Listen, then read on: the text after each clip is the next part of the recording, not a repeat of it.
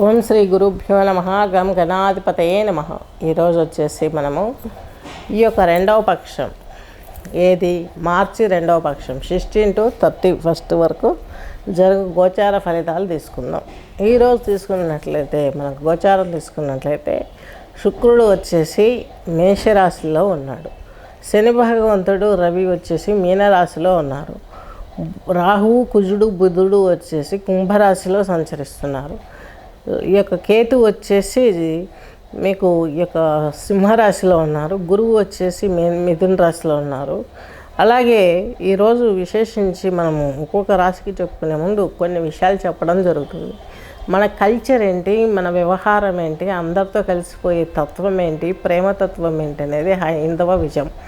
ఆ హైందవ సిద్ధాంతాలన్నీ మర్చిపోయాం.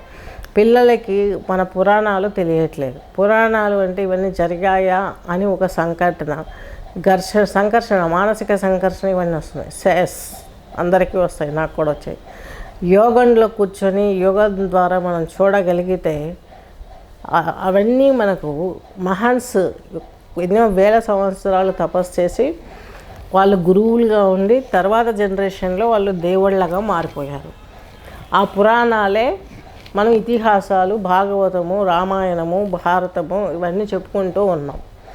ఈ చెప్పుకునే విధానానికి తెలుగు రాని వాళ్లకు తెలుగు నేర్పించి ఈ యొక్క కథలను కూడాను, మన చరిత్రను కూడాను అన్నింటినీ మీకు నేను చెప్పడానికి, క్లాస్ తీసుకోవడానికి ప్లాన్ చేసుకున్నాను. ఇంట్రెస్ట్ ఉన్న వాళ్ళు, ఈ నాలెడ్జ్ని గెయిన్ చేసుకునే అన్న వాళ్ళు నాకు నెంబర్ని కాంటాక్ట్ చేయగలరు. నెక్స్ట్ వచ్చేసి కుంభరాశి, కుంభలగ్నం తీసుకున్నట్లయితే మీకు వచ్చేసి పూర్వాభాద్ర నక్షత్రం 4 పాదాలు, అలాగే కుంభరాశి కుంభలగ్నం తీసుకున్నట్లయితే ధనిష్ట 2, శతభిషం 4, పూర్వాభాద్ర నక్షత్రం 3 పాదాలు కలిపి కుంభరాశి కుంభలగ్నం కిందికి వస్తుంది. మీకు లాభస్థానంలోకి ఈ యొక్క శుక్రుడు ప్రవేశిస్తాడు. ఈయన మీకు చతుర్థాధిపతి, భాగ్యాధిపతి, తల్లిదండ్రుల భావాధిపతులైనటువంటి శుక్రుడు మీకు లాభంలో ఉన్నారు. వాళ్ళ ద్వారా మీకు లాభం సమకూరుతుంది. మీరు అనుకున్న స్థాయిలో మీరు ఎంజాయ్ చేస్తారు. నెక్స్ట్ వచ్చేసి శుక్రుడు మీకు 3వ ఇంట్లో ఉండడం సిబ్లింగ్స్ తోటి కూడా మంచి జరుగుతుంది. మంచి జరిగే అవకాశం స్పష్టంగా ఉంది. స్త్రీలు అయితే కొంచెం ఇబ్బంది ఫేస్ చేసే అవకాశం ఉంది. కాబట్టి మీరు అనుకున్నవన్నీ మీరు మంచిగా చేసుకోవటానికి శుక్ర ఆరాధన చేసుకోండి. శుక్రుని యొక్క గాయత్రి చేయటం, ఇవన్నీ చేయడం మూలంగా మంచి జరుగుతుంది.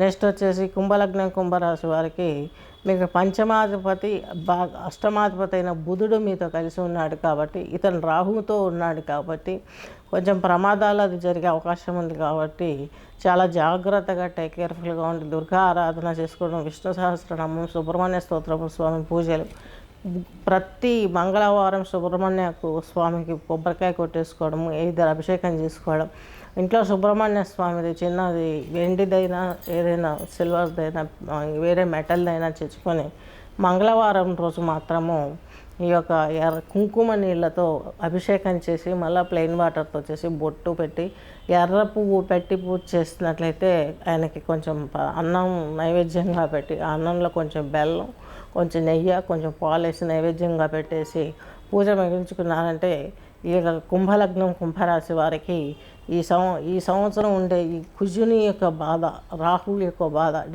రాహు డిసెంబర్ 5 వరకు ఉన్నాడు. అంతవరకు కుంభంలోనే ఉంటాడు. ఈ టైంలో రాహుతో ఏ గ్రహం కలిసినా గ్రహ యుద్ధమే. పైపెచ్చి ఇప్పుడు మాత్రం గోచరంలో కుజునితో కలిసి ఉన్నాడు, బుధునితో కలిసి ఉన్నాడు. బుధుడు నపుంసగ్రహం. ఈయన ద్వారా కొంచెం ఇబ్బంది ఎక్కువగా ఉంటుంది. ఆయన కలిగించడు. అక్కడ ఉన్నటువంటి రాహువు కుజుడు ఈయన పైన ప్రెజర్ పెట్టేస్తారు. వాళ్ళు ఏం చెప్తే అది ఈయన చేయాలి. కాబట్టి మీ భావాలు పంచమ భావము, అష్టమ భావము, సంతాన యోగము, వైవాహిక జీవితము, పెళ్లిగారి వారికి పెళ్ళి అయిన వారికి, అలాగే గృహము, ఇల్లు నిర్మించుకోవాలి, ఏదైనా పర్చేజ్ చేయాలనుకోవడం, ఇంటిలో డెకరేషన్ చేసుకోవడం కోసం, అలాగే మీకు ఏదైనా నూతన వస్తువు, బంగారం ఇలాంటి ప్రాపర్టీస్, భూ సంబంధమైన ప్రాపర్టీస్ కొనడం, ఇవన్నీ కూడా మీకు కలిసి రావడానికి చాలా ఉపయోగపడుతుంది. స్వస్తి.